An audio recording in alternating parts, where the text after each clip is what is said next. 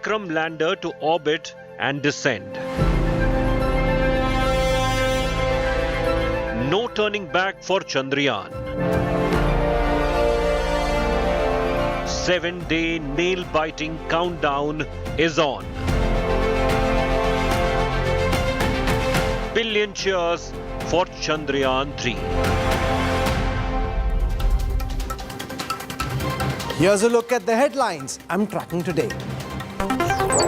Cracks appear in the India coalition. AAP and Congress quarrel over Delhi seats. TMC declares it will sweep Bengal in 2024 without the Congress.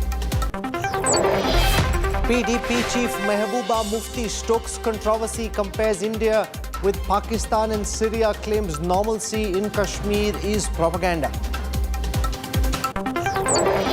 Battle for Kaveri water boils again. BJP hits out at the Siddaramaiah government as it decides to release water to Tamil Nadu. BJP accuses the Congress of appeasing its India ally, the DMK. Big India Today investigation impact. New riots accused. Bittu Bajrangi sent to 14 days judicial custody. Cops also recover 8 swords from him. Himachal Pradesh death toll mounts to 71 after incessant rains and landslides. Indian Air Force deployed as relief and rescue operations continue.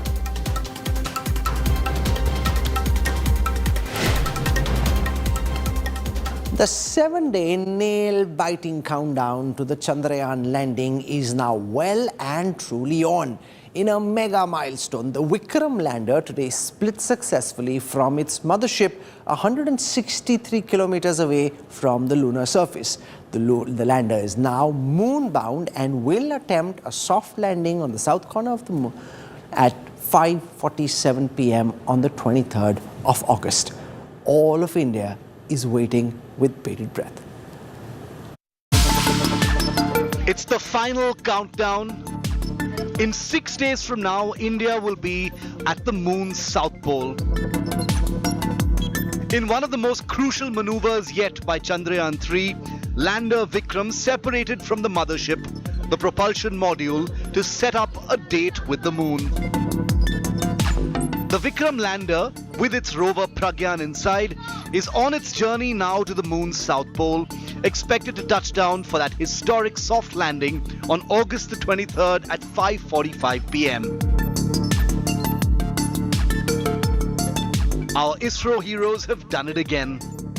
A picture-perfect launch, followed by a super smooth journey into the moon's orbit, but the true test will now come in 6 days. So whatever that mistake happened in the Chandrayaan-2 have been corrected in Chandrayaan-3. Also, that additional design modules have been improved. Also, that wherever the redundancy is not there, now it's put it. That way, we have more confidence on Chandrayaan-3 to be successful. Equipped with 4 landing legs and 4 landing thrusters of 800 newtons each, Vikram is designed for a soft landing on the moon. It carries within it a rover named Pragyan. A billion Indians are now rooting for Chandrayaan-3, and congratulations are pouring in for our ISRO heroes who continue to work day in and out to ensure a 100% successful mission. No, certainly a matter of great satisfaction and a moment of pride for each one of us. Whereas the propulsion module will keep moving and keep taking pictures. So now the roles have got divided and each of the components will perform its respective roles. It is also a symbol of India's growing capability and capacity, and I hope Chandrayaan-3 works out to be a very successful mission. With lander Vikram making the difficult journey now to the moon's surface on its own, what happens to the propulsion module that helped Chandrayaan travel so far? Well, ISRO has confirmed that the propulsion module will continue its journey in its current orbit around the moon. Now, the propulsion module will continue its research with the sensor, shape sensor, gathering data about cloud polarization, which can be used to find signatures on exoplanets for habitability. The lander module, after deboosting, will go ahead and in the next 5 days will start the procedure of soft landing on the moon's surface. Vikram is on its final lap now, and a billion hopes are pinned on this 1,778 kilogram lander and rover to fulfill our Chandrama dreams. Onward and upward, Chandrayaan. With Pramod Madhav, Bureau Report, India Today.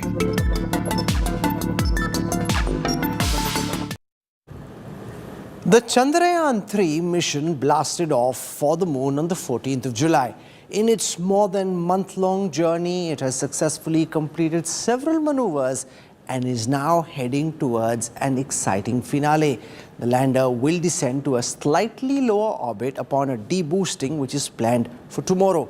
Here's a look at the Chandrayaan's journey so far.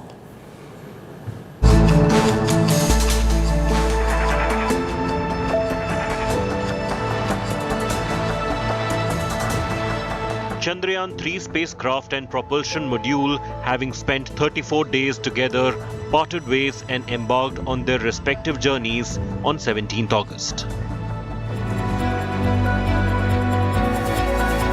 The propulsion module separated from the lander while in lunar orbit. A day before, on 16th August, the spacecraft had successfully completed a crucial firing operation, placing it into an orbit of 153 kilometers by 163 kilometers around the moon.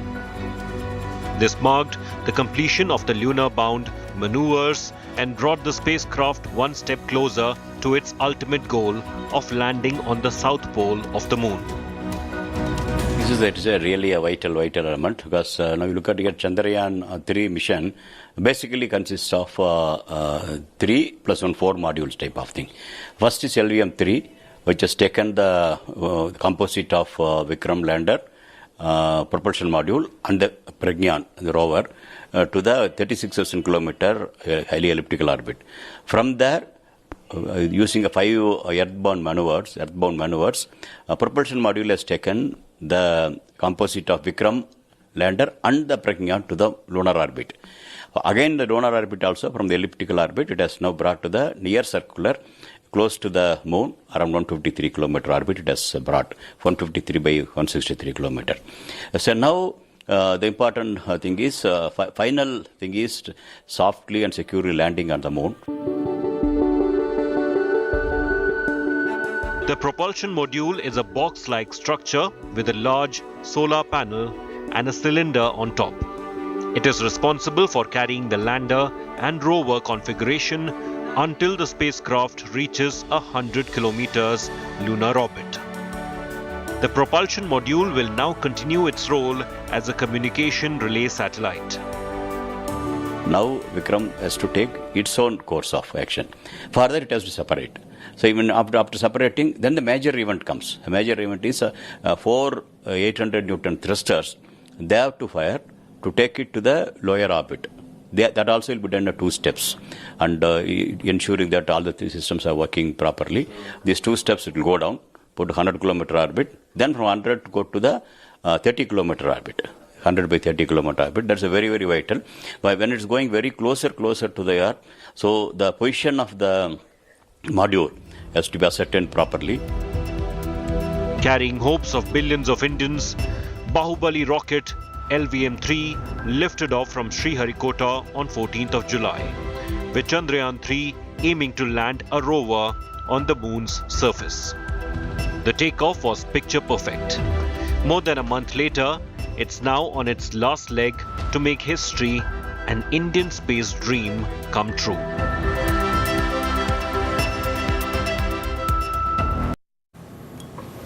The story of Chandrayaan-2 was a tale of so near and yet so far. ISRO scientists think they've brought in the changes required, learned the right lessons to ensure that Chandrayaan-3 can make a successful soft landing on the south side of the moon.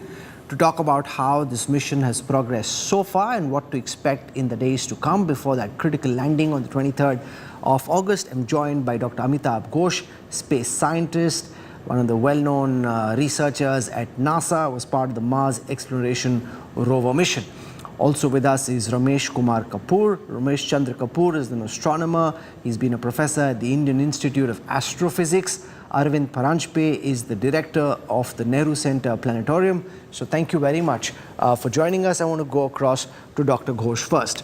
Looking at it from your lens and given what you've seen internationally, how significant is the Chandrayaan-3 in a global context? For India, it means the world, or everyone watching at this time, itching and wanting for Chandrayaan-3 to succeed. But in the community of space scientists, where does this stand in a global order?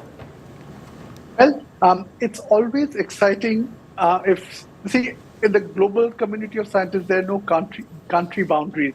So it's always exciting if another country joins in and shares this marvelous exploration miracle. So why it is so important to India is if this soft landing capacity is achieved, India could go to an asteroid, India can go to Mars. So it opens up a whole new platform of opportunities. Global context, why it's important, unlike the 1960s, NASA is headed back to the moon this time to perhaps build a more permanent base. Private players are interested, like Jeff Bezos' Blue Origins. China is interested and they want to go back in 2030. So I think there's a global interest in going back to the moon and settling What on is the moon. sparking this global interest in wanting to build more permanent structures, having missions there all the time? Because for a very long time, it seemed to have lost interest. Why is it that the moon is suddenly so much in interest in the United States, as is the case in China and elsewhere? Very good question. So I think what happened is man went to the moon in the 60s, 70s. Then they said, let's go to Mars. And then I think over the next 20 years, we realized that Mars is very far away and very expensive. To put it in context, it's about 200 to 300 million miles away. The moon can be reached in 3 days. So if you were to try to make a technology demonstration, it makes much more sense to go to the moon. And then we had this discovery of ice at the South Pole, which makes the human mission much more realistic because ice can help with water for human use, for oxygen for human use, also oxygen for the return journey. So I think it was a back and forth. So NASA in 2003 wanted to go to the moon. In the Obama administration, they said, well, let's go to Mars. And again, with President Trump, we were back to the moon again because that was the for the larger quest of establishing a permanent base on the south side of the moon. What role do you think Chandrayaan-3 can play in that global quest for a permanent destination? Because this, if everything goes well, lands on the south side of the moon. So what kind of exploration will Chandrayaan-3 be doing which could be useful in a global context? Well, it could map out the distribution of ice. But then the larger hauling of how do you extract that ice into water and how do you deliver large payloads to the moon to make structures. For that, you need very large launch vehicles, which the US has and which China still doesn't have, but might have. So the Starship being built by Elon Musk can carry maybe 30 times more than the GSLV. So you need to carry huge structures to the moon. Say you're trying to build like a international space station on the moon. So there, I think the larger spaceships, the launch vehicles would be required. Okay, Ramesh Chandra Kapoor, given your seat as a professor at the Indian Institute of Astrophysics, could you give a sense of why this mission is important for India from the perspective of India's space odyssey, the missions that we've had in the past, the lessons from Chandrayaan-2 and what's changed between 2 and 3 to ensure that the last piece which we missed out on the last time, we're able to nail this time around? Well, today's news has been very encouraging, and so far, journey has been really good. And obviously, if we are having a science mission to the moon, So there are reasons for that. One of the main reasons is that ISRO is going to demonstrate its technical prowess, technical capability, and reaching payloads to the moon and landing them softly on the surface. Soft landing is a very, very difficult thing, and ISRO is going to demonstrate. We very much hope that it's going to happen the desired way, and it will establish ISRO's prowess. And obviously, for future programs, ISRO is already being advanced by different space agencies, and it has worked in collaboration with them, and also based satellites of many countries in low Earth orbits or even higher orbits. So south pole of the moon, because Chandrayaan-1 actually found presence of ice in 2008, and then the whole world woke up to this, and that was a wonderful discovery, and it is also considered as one of the most important discoveries in the solar system in these few decades. So oxygen, Dr. Ghosh has already pointed out that water means for human consumption and also for, as a source of oxygen and hydrogen for this travel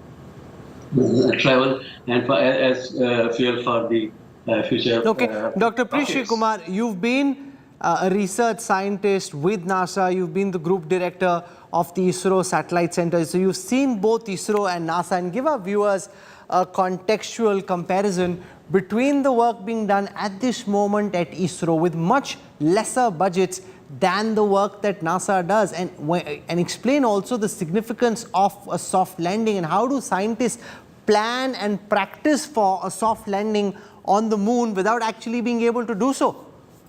Okay. I mean, going to the moon is no joke. It's a very challenging task. ISRO has taken this up quite seriously. The current effort, Chandrayaan-3, has taken a lot of additional precautions compared to our earlier attempt.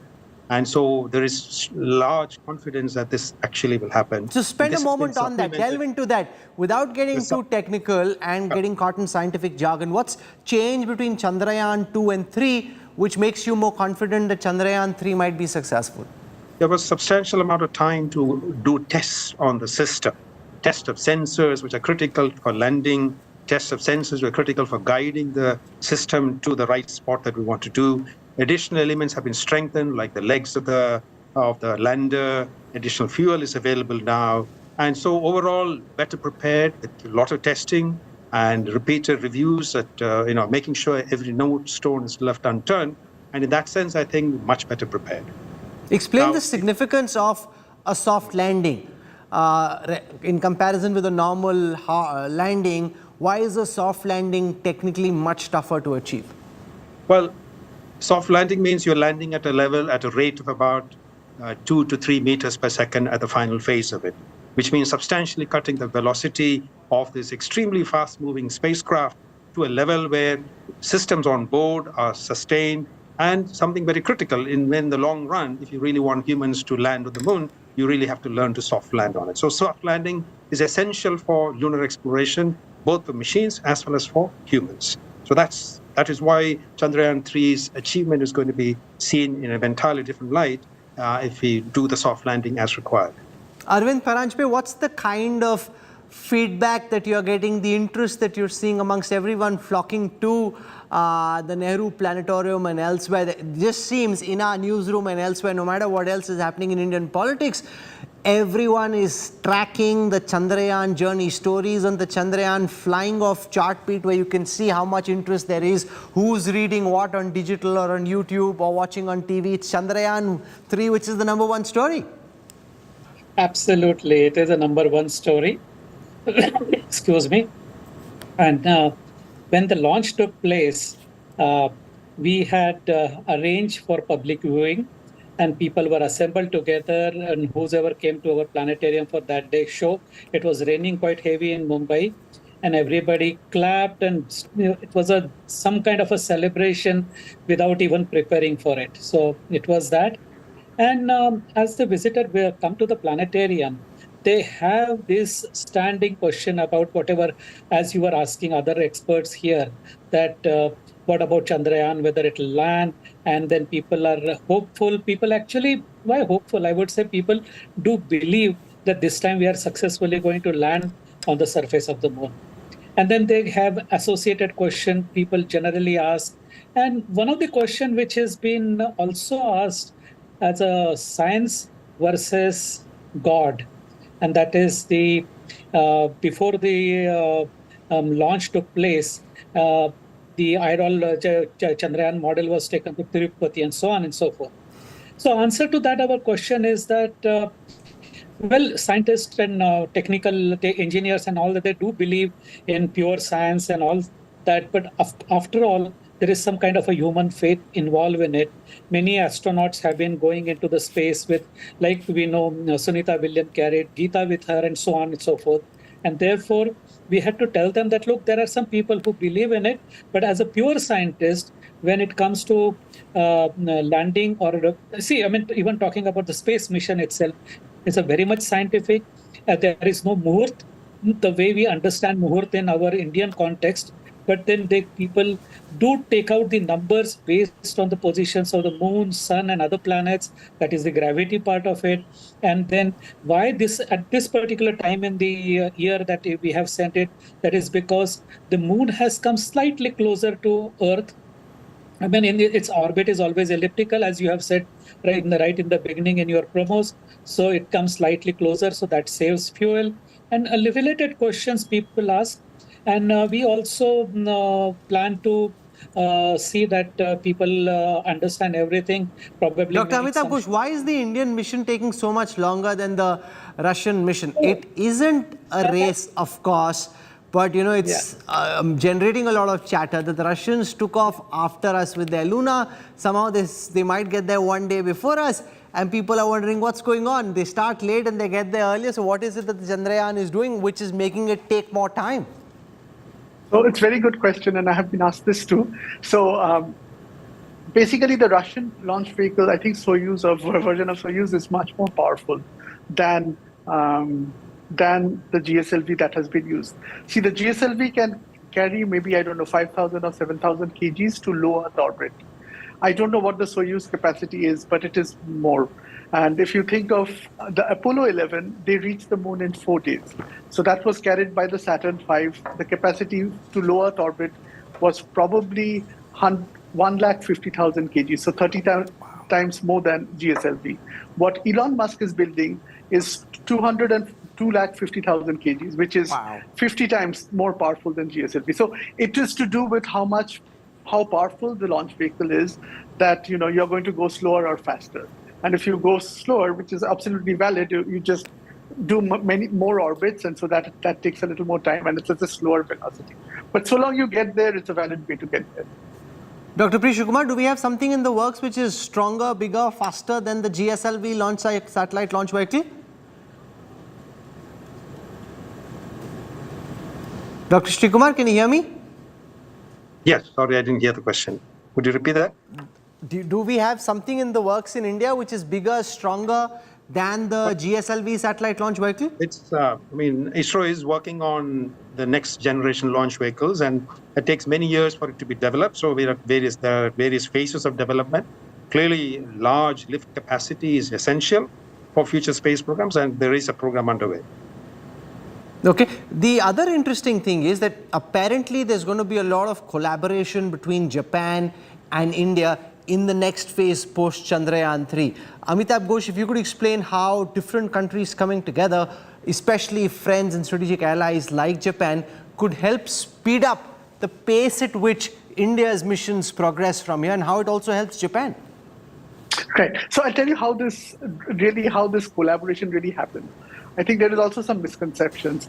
So when a country is saying that we are doing a mission to the moon, they set out something called announcement of opportunity. Many countries and many universities all over the world respond, and then the country which is going, they choose the instrument that best suits their goals. And this happens for NASA, this happens for everyone. So I don't know what the specific Japan collaboration is. So the advantage of this is that, you know, maybe NASA is going and India has a it contributes a mission. So it overall progresses the science. It is increasing what we call the science return for the dollar. So it helps everybody. And in this case, if Japan and India collaborate, it will not only help India and Japan, but it will help the whole world, because most of the data is usually shared internationally. Okay, let's spend a moment on the probe itself. Once the Chandrayaan lands, this lunar probe that goes out, you can see it on the images there. We're also reading about craters. And the question that comes to my mind, Arvind Paranjpe, is how do we control this? How do we ensure it doesn't get stuck somewhere? Because the surface of the moon obviously very different from the surface of the Earth. How does this get controlled? And how do we ensure we can bring it back and just move it around in the way that we need? No, I think that the rover is going to be, it will have its autonomy. It is autonomous instrumentation, which can be controlled from the station on the Earth via either orbiter or the propulsion and through radio communication. But I think it will take some decision on its own, and I think it is going to be moving about about 100 meters or so. So it will take its own decision. It will decide, but it also, as it moves around, it will take the lot of observations of the lunar soil, etc., and radiate, send it back to us, and that will give us a lot of scientific information. But having said this, I don't think it is going to come back into the thing. I mean, once it is landed on the moon, they are going to be there until someone in future goes and picks them up or something. But it is just going to be there. It is not going to come back or anything like that. Okay, while the Chandrayaan-3 gets set to make a soft landing on the moon's south pole on the 23rd of August, Russia is also aiming for the same target. Russia's Lunar 25 is expected to reach the moon's south pole a day before India's Chandrayaan-3. Here's a report.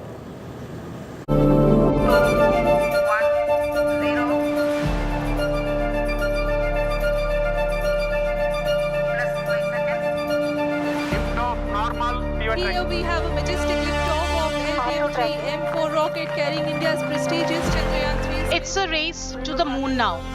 As Chandrayaan-3 heads to the moon and will land on August 23rd, there is another country aiming to land at the exact same place, the moon's south pole. Russia's Lunar 25 took off for the moon on August 10, a whole 35 days after Chandrayaan-3 was launched into space, and yet is expected to reach the moon a day before Chandrayaan does. So Lunar 25 is taking just 12 days to reach the moon, whereas Chandrayaan is taking 40 days. But why is that? While Chandrayaan-3 weighs a whopping 3,900 kgs, the Lunar 25 is much, much lighter, weighing just 1,750 kgs. That has made the biggest difference for the Russian moon mission. There are several other differences as well between the two missions, including the duration of the mission, which is 1 year for Russia versus 14 days for India. But does it really matter who gets to the moon first? It does not matter. It does not matter. And the competition is all in the mind of the media. So imagine, I think Lunar 25 probably started development in 2012 or 11. And Chandrayaan started development maybe, 2-3 years ago at least. So, and on that day, do you think both the scientists on both these teams knew that the other person is also going and we are going to land the same day and we're going to beat them? It is not possible. These things take a lot of time. The reality is India will join an elite league of just 3 nations, which included the Soviet Union, to make a soft landing on the moon. ISRO even congratulated Lunar 25 soon after their successful takeoff and quipped about having another meeting point in our space journeys. So let's be clear, Lunar 25's moon mission most definitely does not take the sheen away from the Chandrayaan mission. Bureau Report, India Today. Dr. Ghosh, if this was a race, and I know as a scientist you'll say it's not, but there is ego, there is vanity, there is pride and all of that when it comes to any such scientific achievement, where does the global space order stand at this moment, given that it's not just countries that are in this race, but now powerful tech billionaires who are also trying to be a part of this competition? I still think there's a spirit of not competition but cooperation. I think we have societies where Indians, Japanese, everybody is a member. The Meteorological Society, for example, which Dr. Sri Kumar would be aware of. So I think still it's overwhelmingly cooperation. And just quickly answer your last question, how's the rover? You have to make the decision to drive, and it can still get into trouble. It can get stuck, and I have faced this. And if you are the mission planner and I have been in that position, you have to make the judgment call, and you are responsible. No, so what happens, because you're sitting all this distance away, you have, Yes. what I appear is it feels like some kind of a video game type console, and you're trying to control something on the moon without really knowing what the surface looks like. How did you get stuck? What happened? What do you do? Well, our rover got stuck. The Mars rover Spirit got stuck, and we couldn't get out. We couldn't get out in time, and it was a disaster. So, if it gets overturned, there is no way to turn it back. So every time you make a move with the rover, and I have been in this position where you have to make this judgment and you have to sign off on a particular route, you have to make that best judgment, and then ultimately there's a little So bit what of happened in your case? How did it get stuck? Well, it was, we miscalculated how much sand there is. And so the wheels kept turning and it didn't go forward. And so then the winter came, and then of course it was not parked for the winter. So it died. What could you have done differently in that situation? Like in hindsight? See, hindsight, there is no way. At some point you have to take a little bit of risk. Otherwise you're not going to move. So we had a high-rise camera above, and we would do route planning through that. Right now, Perseverance has a helicopter or drone which helps in route planning. But ultimately, there is no roads on the moon or on Mars, right? You have to choose a route, and you don't know what. So is the surface of the moon also sandy? Like, is it easy to navigate, or is it like a hard surface? See, if you talk to Neil Armstrong, he would tell you the dust is very stubborn. It's electrostatic, and it sticks to the boots. What it does to the rover electronics, the wheels, would it get into, for example, the gearbox? Well, I don't know. That's all very interesting. See, that is why it is so difficult, because you're into the unknown. So that is what I think, it's not a humdrum thing. It is, there are unknowns, and there will be, for example, if you are... but that's really complex, because I'm a student of commerce and economics, not really science, but if you make all the effort of getting to the surface of the moon, and then for some reason your rover just gets stuck as you come out, that's a lot of effort, then that just got stuck in a bunch of, in some sand. Right. I mean, this is reality. I mean, imagine people who used to go to America maybe 200, 300 years back. You go by ship, and then you take the horse to California, and it takes many, many months. It might die, it might crash, you might die. So, I mean, this is just how things are. You're going into a new frontier. It is not defined. So at some point, you have to face that. Dr. Srikumar, what would you be most concerned about as we count down to the 23rd of August? What would be your worry number one? Well, not too many worries, except for completely unanticipated thing. The space always has challenges. I think this time the ISRO team is fairly well prepared with various contingencies of the landing part of it. So barring any completely unforeseen situation in which, if certain systems malfunction way beyond the results that you've seen from tests that have been conducted, I do not see anything that actually stops ISRO from successfully landing this time. Ramesh Chandra Kapoor, what would you be most concerned about? If you were at ISRO right now, what would be your biggest concern? Most important thing is obviously the landing, which should be perfect, as we have been visualizing. Next is the functioning of the various instruments, because lander has got a few instruments, so as the rover got. The rover can do some in situ experiments, and which is a wonderful thing because it has got spectroscopes, and then laser-induced ablation is possible, and then you can try to find out the composition of the material there. So mineralogy is one of the major things, and lander also has some equipment to know about the very thin, extremely thin atmosphere of the moon, and of course the interiors in terms of the seismic activity that also is to be measured. That apart, see, there are a lot of ambitions with as these instruments are supposed to work, and communication also must work, because it's a very it's a foreign land, and space is very hostile. It doesn't spare anybody anything. So everything must work. And as it was being said, the rover has 6 wheels and it has a ground clearance of about 6 inches or so. So one is hoping that it is able to move around. Its speed is supposedly 1 centimeter per second, and it should do in next 12 days or so about 300 to 500 meters of exploration, and then whatever. But main thing is that proper landing and the functioning of the various instruments. Arvind Paranjpe, are we planning a manned mission to the moon? Is that something that you think we should be investing a lot of time, energy and money on, or do you think that's not really something India should be pushing at this moment? No, I think we should be worrying, but that will take time, isn't it? But I think what we need to understand in this discussion is that something which point we have been missing, and that is the distance between these two celestial bodies, that is Mars and Moon. So the Moon is the closest one, and our radio signal itself takes about 1.2 seconds to reach Moon and another 1.2 seconds to come back.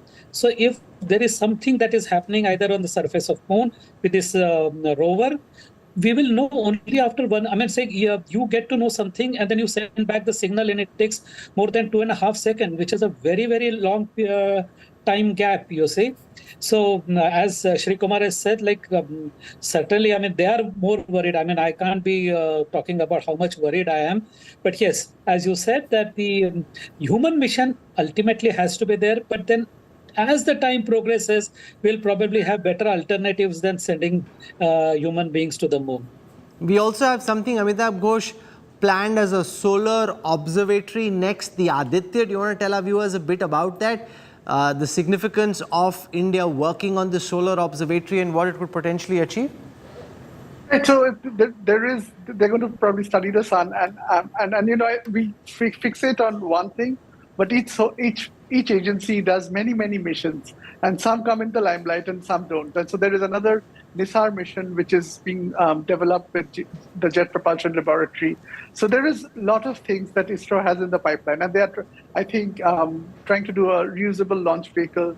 So there are a lot of things that ISRO is doing. And same with NASA, there's a lot, but there's some get very highlighted. Okay, sure.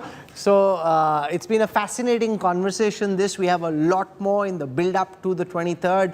Roughly around 5:30, that's when this landing is expected. Massive interest in the fate of the Chandrayaan. The government and ISRO trying to keep it very low-key, not wanting to build up expectations, but such is the curiosity in the fate of this mission that people are curious regardless of what the scientists want. I also find very interesting that these are men and women of science and rationale, and yet there is an element of superstition and belief involved, because ultimately everyone is human and everyone has their own beliefs. Thank you very much, gentlemen, for joining us. I hope to have you back as we count down to the landing of Chandrayaan-3 from 2008, when the first Chandrayaan mission was launched, to 2019, when Chandrayaan-2 took to the skies, to now. Our ISRO heroes have worked super hard to ensure India's tryst with the moon is a success. As we count down to Chandrayaan-3's soft landing, here's a look at the making of the Chandrayaan mission. 3, 2, 1.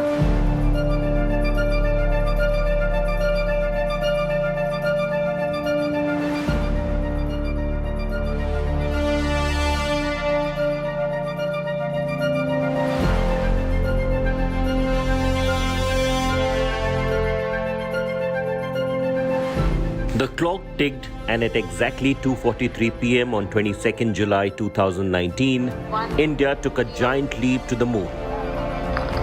समय आप अपने screen पे देख रहे हैं 2 S-200 rocket +5 second दोनों का प्रज्वलन हो गया है. For the second time, Indian Space Research Organization created history by the successful launch of Chandrayaan-2. L-110 engine started. अभी अनाउंस किया गया है कि L-110 जो कि हमारा दूसरा मुख्य रॉकेट है उसका इग्निशन हो गया है, उसके दोनों इंजन प्रज्वलित हो गए हैं. This was India's second mission to the moon after the successful voyage of Chandrayaan in 2008. Ignition sequence normal and liftoff normal.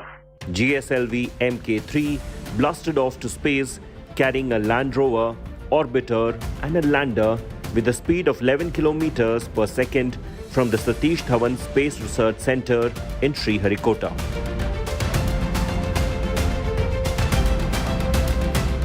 It is the beginning of a historical journey of India towards moon and to land at a place near South Pole to carry out scientific experiments to explore unexplored. Within minutes, Chandrayaan-2 was successfully placed into the Earth's orbit. As the space vehicle beamed back a perfect report card, Indian space scientists at Mission Control erupted with joy. 7.4 kilometers and the velocity was nearly 140. So the Vikram lander has successfully completed the rough braking phase. The mission was expected to take 48 days in total to land its rover Pragyan on the south pole of the moon, roughly on 14th September 2019.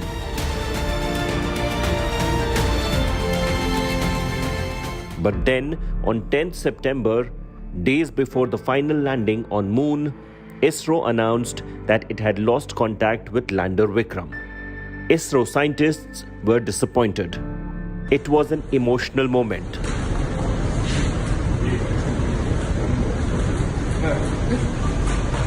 Chandrayaan-2 suffered various delays and revisions a decade after the successful maiden Indian moon mission Chandrayaan-1. In October 2008, ISRO successfully launched Chandrayaan-1. On 22nd October 2008, Chandrayaan mission with a lunar orbiter and impactor was launched using PSLV-XL from Satish Dhawan Space Center at Sriharikota. Ignition sequence normal and liftoff normal. It was a big boost to Indian space exploration history. India researched and developed indigenous technology to explore the moon with Chandrayaan-1. 2 weeks after its launch, it was inserted into lunar orbit on 8th November 2008.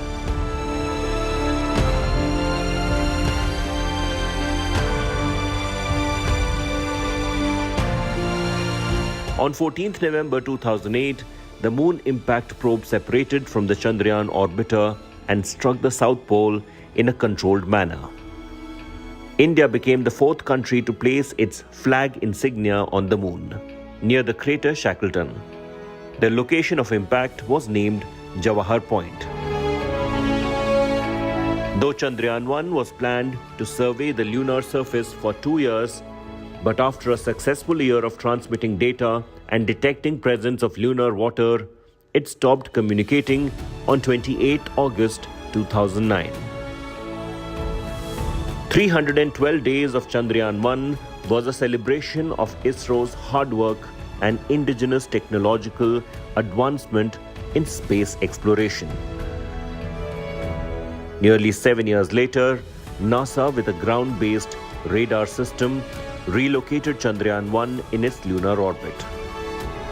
Today, its orbit varies between 150 and 270 kilometers in altitude every 2 years around the moon.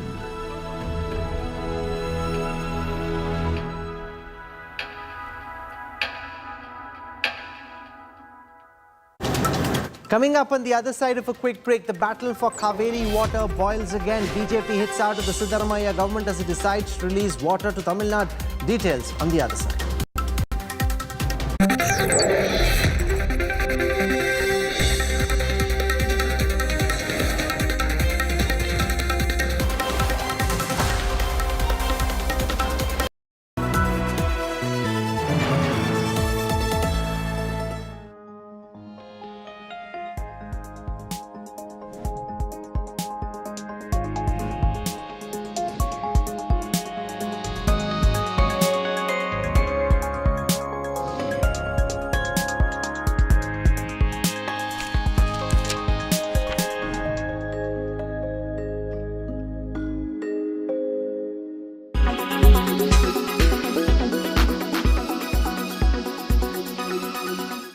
करें आप गरीबों के लिए?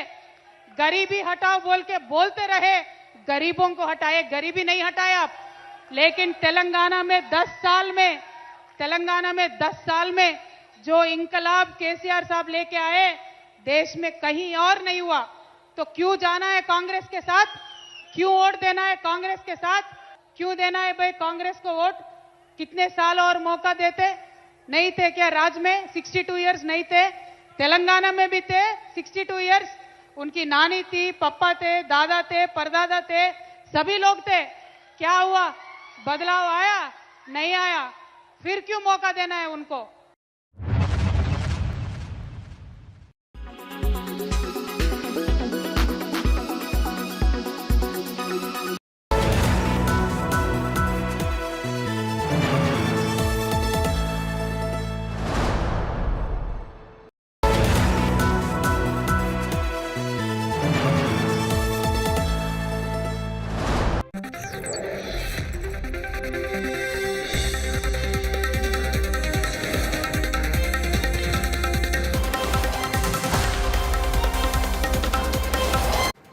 The battle for the water of the Kaveri river is boiling again.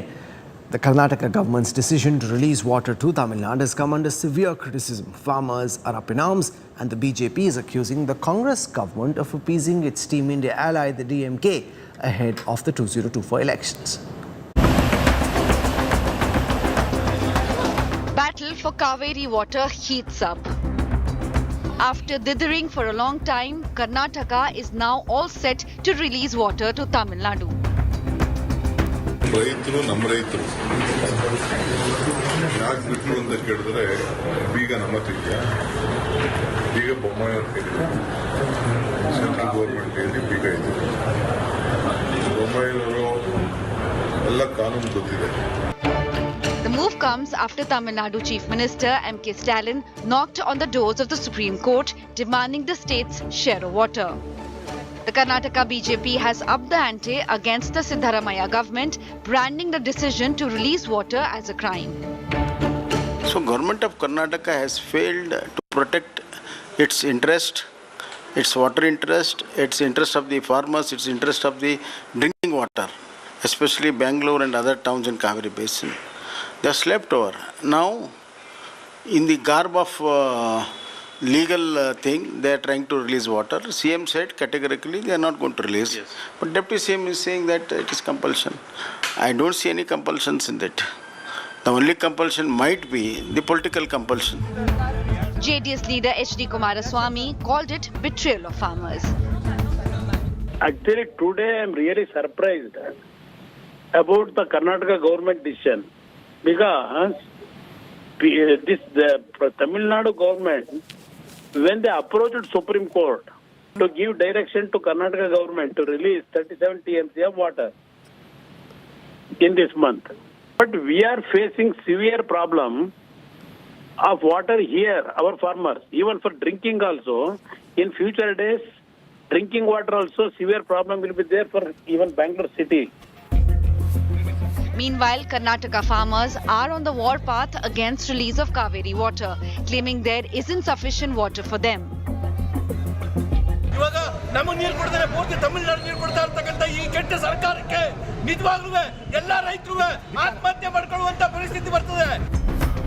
As the decades-old Kaveri water dispute reignites, Karnataka and Tamil Nadu are at the loggerheads once again. Bureau Report, India Today. The state of war in Telangana has begun and the BRS has come out all guns blazing at Rahul Gandhi. MLC and Chief Minister KCR's daughter Kaveri has slammed the Congress MP and his Bharat Jodo Yatra. Here's how the war of words exploded. Rahul Gandhi ji है, उन्होंने नया यात्रा निकाले, भारत जोड़ो यात्रा। मुझे क्या लग रहा मालूम? जो 1000 चूहों को मार के एक बिल्ली हज यात्रा को निकलती। The political war is simmering ahead of the Telangana Assembly elections slated by the end of this year. Ruling BRS has launched an all-out attack against the Congress with its scathing jibe at Rahul Gandhi. Taking a massive dig at Rahul's Bharat Jodo Yatra, Kaveri claimed that it is absolute depth of hypocrisy by the Congress. Rahul Gandhi ji है, उन्होंने नया यात्रा निकाले, भारत जोड़ो यात्रा। मुझे क्या लग रहा मालूम, जो 1000 चूहों को मार के एक बिल्ली हज यात्रा को निकलती, वैसा है राहुल गांधी जी का। BRS MLC and daughter of Chief Minister KCR, K. Kavita questioned Congress's governance record, accusing the Gandhi family of betraying Muslims. क्या करें आप गरीबों के लिए? गरीबी हटाओ बोल के बोलते रहे, गरीबों को हटाए, गरीबी नहीं हटाए आप। कितने साल और मौका देते? नहीं थे क्या राज्य में 62 इयर्स नहीं थे? तेलंगाना में भी थे 62 इयर्स। हमारे सारे Kavita asked BRS workers to reach out to Muslims and mosques to educate the community. साहब ने आपसे एक रिक्वेस्ट किया था, आज हमारे माइनॉरिटी भाई सोचना चाहिए, घर घर आप जाओ, हर एक मौलाना को पकड़ो, हर एक मस्जिद में जाओ, आप उनको समझाओ क्यों देना है भाई कांग्रेस को वोट, कितने साल और मौका देते। The attacks marked Kavita's first visit to the Nizamabad Lok Sabha constituency, where she aims to contest from in 2024. Kavita's remarks drew sharp criticism from the Congress party, which branded BRS the B team of BJP. आप लोग BRS समझ रहे, हम लोग BJP रिश्तेदार समिति बोल के राहुल जी ने साफ साफ कह दिए। जब बीजेपी रिश्तेदार समिति से इससे बेहतर कुछ स्टेटमेंट हम एक्सपेक्ट भी नहीं कर सकते। Even in Telangana, our father came into power promising 12% reservation. It is Congress who has given 4% reservation. It is Congress who has given free education, free higher education to the minorities. They haven't done anything. They only talk. They themselves, in the last few days, are very much in panic about the surveys what they are seeing. And now they are behind minority votes. Meanwhile, BJP called Kavita Rahul Gandhi war an eyewash, branding them same sides of a coin. Srimati Kavita's statement that the Congress has not done anything for the Muslims shows that both of them are trying to move the Muslim votes for their group. The BRS party is going further in order to appease the minority communities more than the Congress.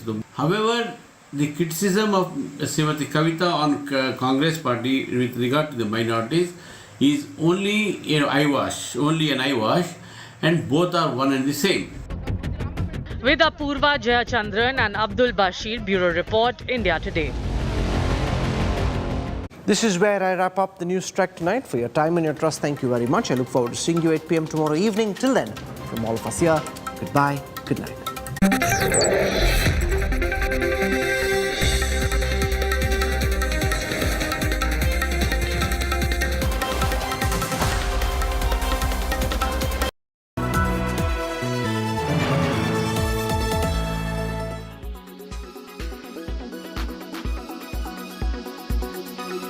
दिन की custody जेसी के लिए भेज दिया गया है और 148, 149, 323, 353, 395, 397 और 506, 25 आर्म्स एक्ट की जो धाराएं लगाई गई है, उसमें से 395 और 97 जो दो धाराएं हैं डाउटफुल है, क्योंकि लहराते हुए तलवार भाले वगैरह लेकर के आए, इनमें ये बनती नहीं है, क्योंकि ये धाराएं जो है रॉबरी की और डकैती की है। इसलिए इनको पार्ट ऑफ इन्वेस्टिगेशन में चार्ज के टाइम पर हम इसको डिलीट कराएंगे, चाहे हमें सुप्रीम कोर्ट तक क्यों ना जाना पड़े।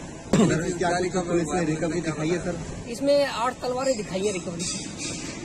सर इनको कहाँ, कौन सी जेल में भेजा जाएगा? अब इनको जो है नीम का जेल के लिए आदेश करें कोर्ट ने, और आज इनको नीम का जेल के लिए भेज दिया है।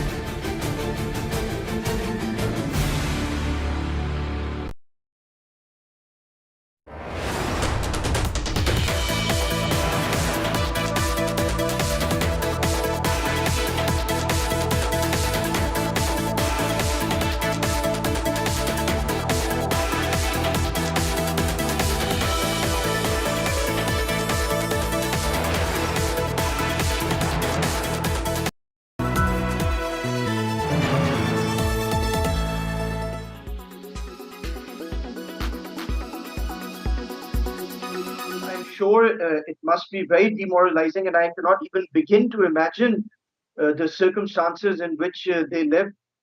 And Salman Taseer Shaheed, he was the governor of Punjab of my province, and he raised his voice for Asia Bibi, and he had to pay the price with his life. And as you mentioned, that not many commentators or politicians vocally condemn such incidents. I think if you look at Pakistan's recent history, whether it's the murder of Shahbaz Bhatti, who was the Minister of Minorities from the Christian community, or Salman Taseer, or others who have dared to venture in this path of defending minorities, they have paid a very heavy price. And even when I speak about this issue on Indian media in particular, I try to be very careful, and even I am fearful of the reaction from certain quarters, the organizations which you mentioned. But there is another factor which I'd like to add in, is that the Pakistani population is not extreme, and it does not echo such narratives. And the proof lies in the fact that Pakistanis have never elected these extremists into power. So in the history of Pakistan, in the 70 plus decades since we have come into existence, Pakistan has never elected an extremist party into power. We have never paid heed to the ideologies of TTP or TLP, which are not representative of the Pakistani populace. So I think that these extremists, because they are loud and they are violent, they have gathered more space in our ecosystem, but they do not represent the majority, and which I think sadly the majority also now lives in fear, and the state is also wary of acting against such elements, because perhaps there is an apprehension. Oh, sorry.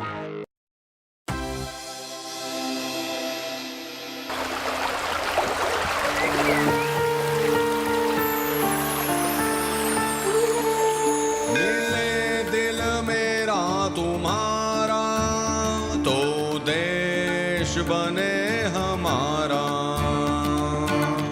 UP के mafia bulldozer से डर के मिट्टी में मिले, चैन की सब सांस लेके खुशियां झलके झलके मिले दिल मेरा तुम्हारा।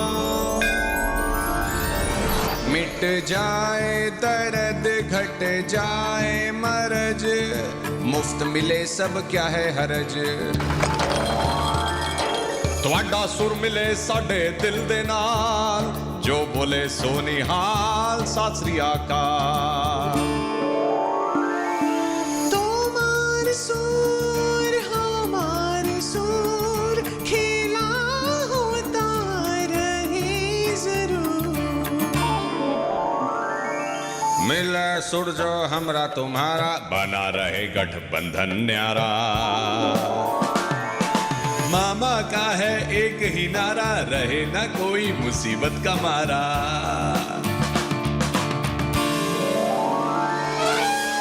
अपना इंडिया जब चले तो पूरा भारत ही जुड़े, नफरतों की बात ना हो, प्यार हो हल्के हल्के।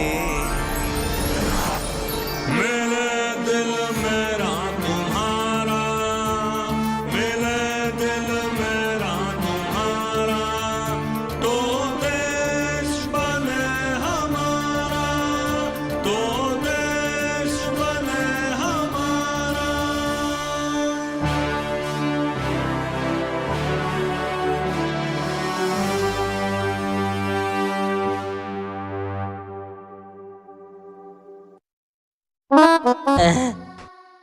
Co-presented by Star Health Insurance, the health insurance specialist.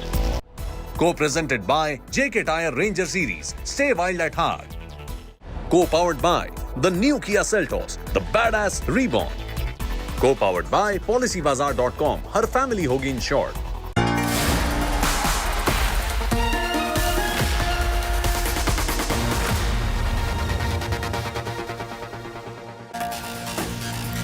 Good evening, hello and welcome. You're with the news today, your primetime destination news, newsmakers, talking points. The big talking point tonight, how bad is the fight between the AAP and the Congress? How difficult will it be for the India alliance to take off with these state-level battles taking place? We'll have a talking point on that. Also, what will bring lasting peace to Manipur? We'll be joined by the state's leading human rights activist. He'll tell us what is the road ahead. But first, as always, it's time for the 9 headlines at 9. India achieves another mega moon milestone. Chandrayaan-3 lander Vikram separates from the mothership. Moon landing now scheduled for August the 23rd. All on track.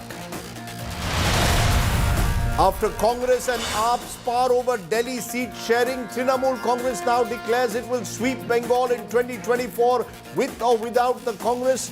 All eyes also on what happens next. NCP Supremo Sharad Pawar tries to quell all confusion over his next move, attacks BJP in a public rally, says BJP dividing communities and castes.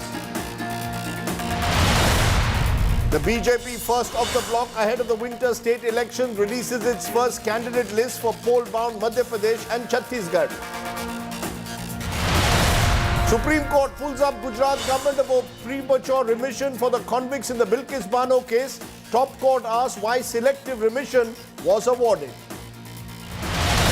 Himachal Pradesh death toll mounts to 71 after incessant rains and landslides. IAF deployed as relief and rescue operations continue. Protests intensify in Jadavpur University in Kolkata after the death of a student over alleged ragging. BJP demands a CBI probe. Trinamool Congress claims BJP states ahead in ragging figures. Battle for Kaveri waters boils again as the Siddaramaiah government decides to release water to Tamil Nadu. BJP accuses the Congress of appeasing its India ally DMK. In India Today, investigation impact new riots. Provocator Bittu Bajrangi sent to 14-day judicial custody. Police also recover 8 swords from him. But tonight's top story, just weeks after their united show, some cracks are appearing within the opposition India alliance. From the Aam Aadmi Party and Congress tug-of-war in Delhi over seat sharing to NCP versus NCP tussles in Maharashtra. And finally, the Trinamool Congress today declaring that it will sweep Bengal with or without the Congress in 2024. The big question, can the opposition rise above their own state-level differences to take on the NDA in 2024? Will the India alliance be stillborn or will it be able to take off? That's going to be our talking point. But first, our top story.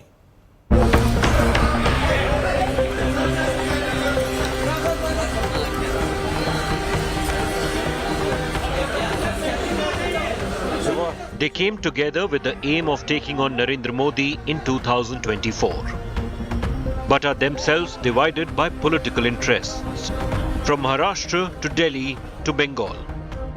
India, the alliance of opposition parties, is fighting many battles within. In Delhi, the Aam Aadmi Party and Congress are in a tug-of-war for the 7 Lok Sabha seats in the capital. The divisions became public on Wednesday after a meeting between state and central leaders of the Congress. Delhi 19वां राज्य था, 24 कैसे जीतना है और बिल्कुल आदेश हुआ है कि हमें 7 सीटों पर मजबूत संगठन के साथ हर नेता को आज से अभी से निकलना है। 7 महीने 7 सीटें हैं। ये बात हुई कि जिसकी दिल्ली उसका देश होता है। ये दिल्ली का इतिहास बताता है।